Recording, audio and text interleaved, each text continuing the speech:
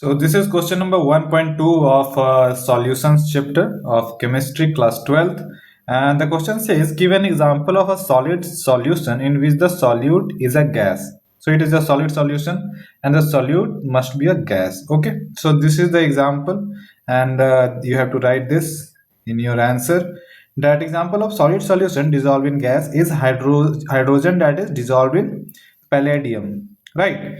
So this is the structure because palladium has a great affinity for hydrogen, and it is also used for like studying the mixture, studying the behavior of a mixture of a gas into a metal, as well as it is also used to keep that hydrogen or reserve, make a reserve of the hydrogen, right? So this is the main application of this. I'm making or dissolving hydrogen into palladium.